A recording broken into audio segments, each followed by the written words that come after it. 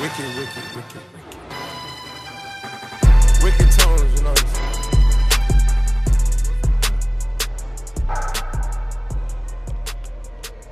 Like, a lot of people ask me for programs and a lot of people ask me for advice when it comes to like getting bigger. I'm gonna get the stool out. Getting bigger. And like, do you think I should do this for size and I should do this like in the off season to get bigger and all this stuff? Like, it's always this like idea where you getting better centers around you getting bigger.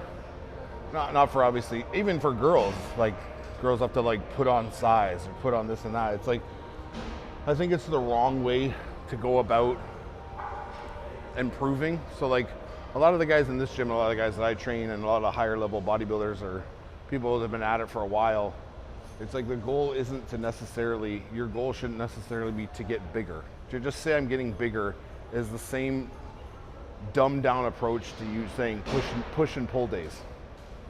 Like, I'm a fucking caveman and I just gotta get bigger. It's like, no man, you have to like, or guys and girls, you have to think about like, okay, I have great delt. I have a great chest. My back is lagging.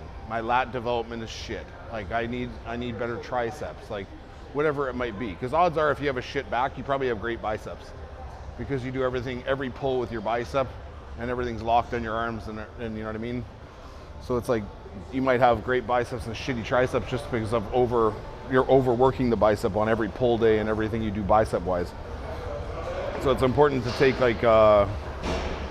take stock of like what are your great body parts. Like, this is a guy with great body parts all over. But he still has stuff that he wants to, in his mind, I need to improve this very specific thing. I need my lats to come up, or I need my mid back to come up, my traps, whatever it might be that he's decided because of conscientiously like very aware of his physique and what it needs.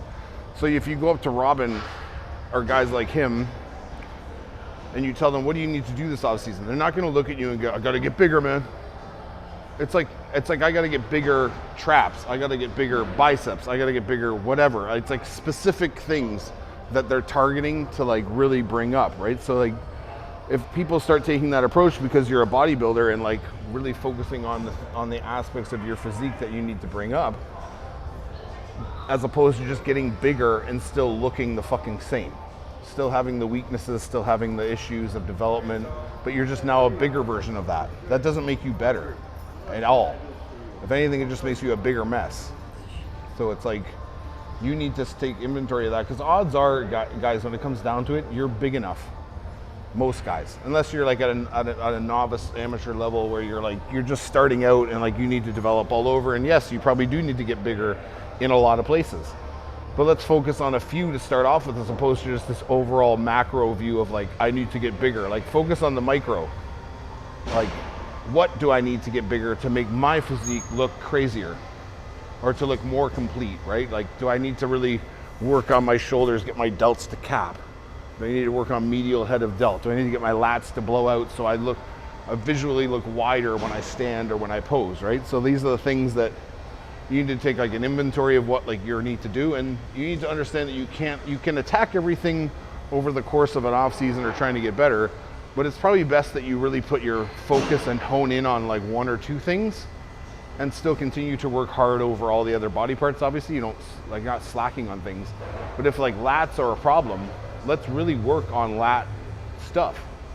Let's not just do back stuff for the fuck of it, right? So that kind of leads into another topic we have where people are asking me like this difference between like, they're like, oh, I've always heard like horizontal pulls versus vertical pulls. Horizontal pulls are gonna increase my thickness, and my vertical pulls, overhead pulls, are gonna increase my width, right? But it's like, guys, the pull is the same regardless of the angle. So yeah, I mean, like overhead pulls, I guess you could assume will help with your width because your lats are expanding up high and coming around. But it's, even if I'm doing a horizontal pull, my lats are now on a horizontal tension line and coming around my body and closing in. So like, it's not this up motion and then back down, squeezing into the origin, right? But it's like I'm coming around now and I'm pushing out. So that's why people think like this horizontal pull is thickness, because it's pulling around the mid back and I'm having to squeeze back through my mid-back. But the thing is, if you learn how to lock on your lats properly, horizontal pull can be just as much lat movement depending on the level of pull or the level of movement in the chest, or the level of non-movement in your body and just pulling more with arms. It just depends on the individual, right? Like, we'll walk around in a minute and I'll show you like what I mean. So like a vertical or overhead pull down versus like a straight ahead pull down. So we'll go do that now. That was a good segue. I'm a master of segues. So this is like, basically you could say this is like in between a vertical and a horizontal, in the sense that it's going to end up on this path here squeezing in horizontally, but I'm reaching up from vertical, sliding down deep. So depending on the angle I take, right, or how much I let this bar, how much I let this handle extend, I can lock into like mid-back and drag here, or I can get full extension and fall back and pull, right? So depending on like what you want to do for the lift, but to just say like, oh, I'm pulling from above, so now I'm working on width, I'm getting wider as I pull here. It's like, no, it depends. One, it depends on the position of your elbows. So if my elbows are flared, which is what a lot of people do on this, so they flare elbows open and they're pulling hands down and they're squeezing wide and around. So essence, they're coming wide around the top of their back and then flexing down in, right? Whereas if some people want to hit lats here more, I'm going to set elbows in tight, and I'm going to put my head and chin back, and I'm going to drive elbow deep in and squeeze into lat and drive up through, right? As opposed to this opening, pulling around, where you're going to feel probably more engagement because a lot of people aren't moving properly on a pull. So like when they pull wide and they squeeze, they get some type of stimulation in their back.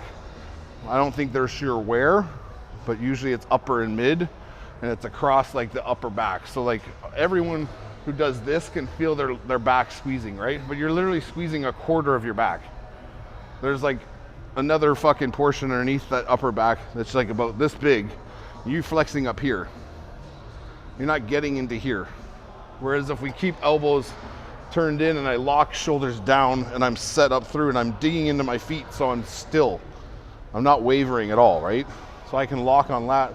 I can push my elbows forward on my lats and not let my shoulders pop up. So I'm still keeping my weight back. And when I go to pull, I'm just rocking shoulder down and leaning back into my resistance. So my elbows sliding deeper. And I'm focused on keeping my elbows straight lined. They're gonna spread a bit because I'm wider. So when I pull, they're not gonna come straight in, but I have to lean back to get them to set down where I want them to be in order to get that swing and that depth and that squeeze into that lower mid lat, right? So the guys who just rock back and forth with it, they're not gonna have that same squeeze. It's more of a pull and flex, flex. And these guys can do like massive amounts of weight here because they're just swinging back and forth, right? So my back is pumped from doing that. So it's like, it shows this obviously isn't like a straight horizontal pull. When you pull up and you get it in line, like a lot of people like pin here and they just pull here, it is a horizontal, right? It starts down vertical, like lower, and rolls up to like a horizontal, right? So just a more natural line for your shoulders to pull, and allows you to like, it's like they think of like understanding like you have to roll off the pad in order to get shoulder retraction. So they built it so that you're pitched forward. Like there's a reason why it's built like this, right? They put the thing here so people can keep their butt back, but everyone gets in here and does this and uses this to push off and pulls. So they get fucking cinched into here and they like dig into this pad and they do this. And that's, again, depending on how you pull, that's fucking upper back, guys. So if I'm here and I'm pulling up here, as you can see from behind and from the side, it's like I'm flexing up into my upper back. So I'm never letting my arms extend, and I'm just squeezing up almost like a modified shrug into my upper back. Whereas if you do it properly and we set up, we can be here and we can set into low lat by our elbow position. So my elbow position dictates where I'm pulling. Elbows open, upper.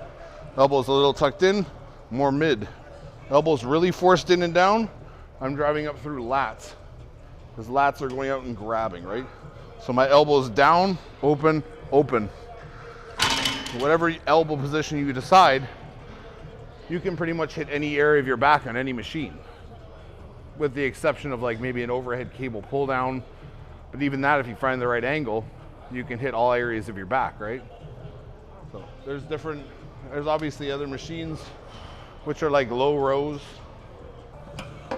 So even on this, which is like designed to be like basically a low row, because the handle's swinging down so low, but as you see, it rises up too. So people feel that rise up. They don't understand that you can just pull to here. I don't need to pull to where I can pull it to, right? So a lot of guys, the same thing here. They won't have hip position back. They'll have hip position up here, and they'll just pull this thing up into their upper back and trap.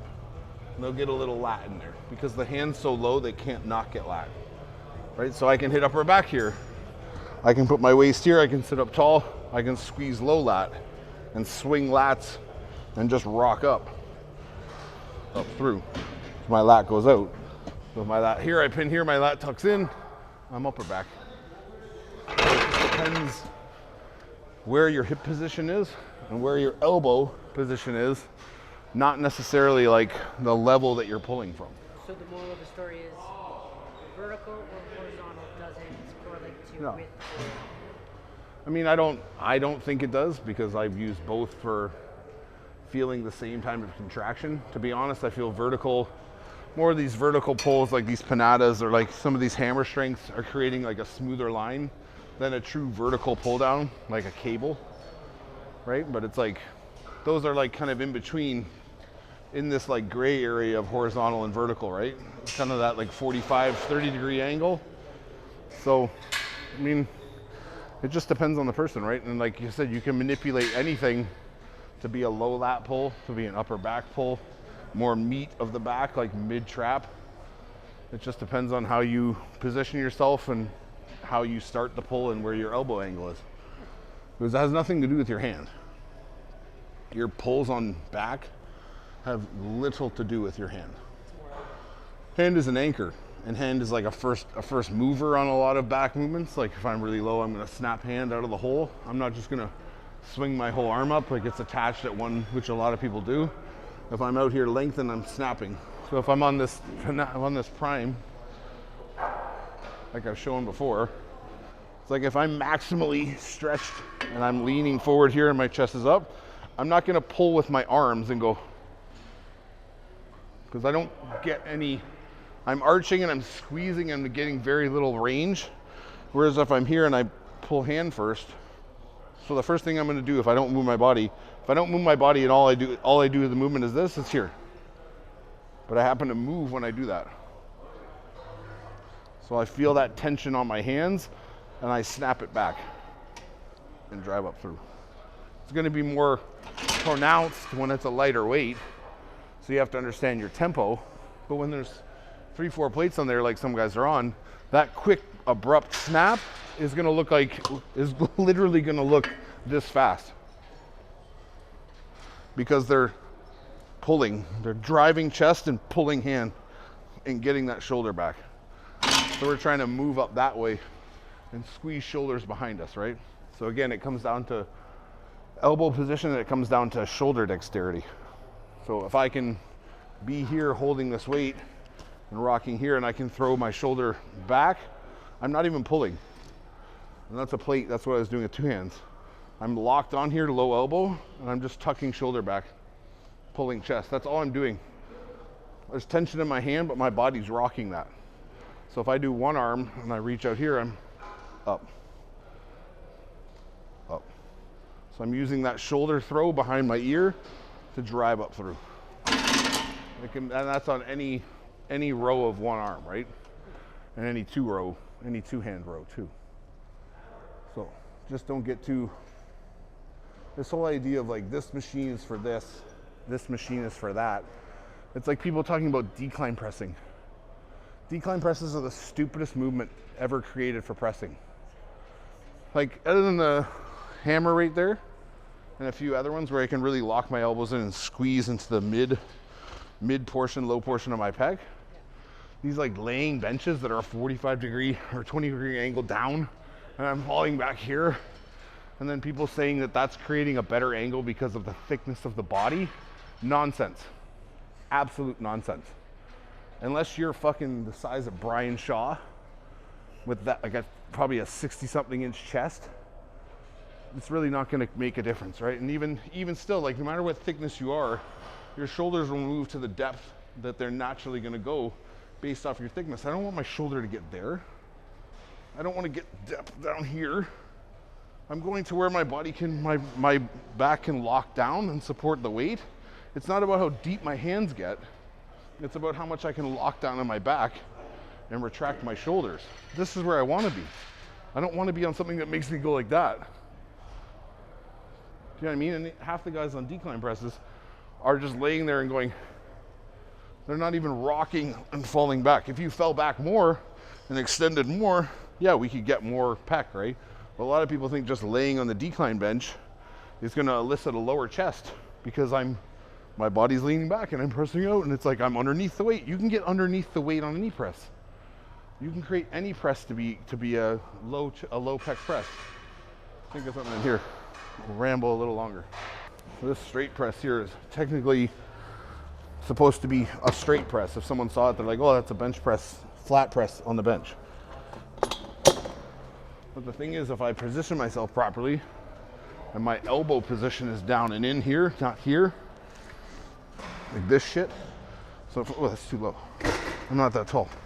So if I'm here and I catch on palm and here, I can still drive through lower pec and out. So depending on where I place my elbow and my hand pressure through the palm, I can drive back and squeeze into lower pec. Because I'm above, my chest is above my hand, like on a decline press. That's where your hands end up. But I'm catching here on whole pec, I'm lifting my rib cage and squeezing out and grabbing all of my chest. So I don't need to be on a laying back here and pressing down below me. That's why those seated declines are better, because they put you in a position where you can lock in. You don't get that shoulder retraction. You can get hand press. And it's like a little press down and that little squeeze in, right? So it just depends on the angle. So this decline, so people believe me when they see it. So if I pin on this decline, I don't want to sit in this decline and be here like a lot of these guys do, and they're out here and they're rocking. It's like, no, I want to get this here and set it. And I just want to literally be on my weight on my hands and drive into the middle. So I'm going to rock back a bit and swing my hands down and through. So I'm picking my chest up and pushing up through. So use that. Don't use the decline bench, especially with a goddamn barbell. Oh my God. Like, you're just asking for a fucking injury. Like, it's like the most dangerous bench in the fucking gym, that decline where you pin your feet. You're like, your feet are pinned in like it's like a fucking ab crunch board, and you can't fucking move. You can't arch. You can't do anything. Your shoulders are flat on the bench and the bar just comes down on you. It's like, what in the fuck? Every other press in the world, you're taught to pin feet underneath, create an arch, create a bridge, lift your sternum, your rib cage high to create less distance for a drop. Now you're telling me to lay flat so the drop's now this long as opposed to here.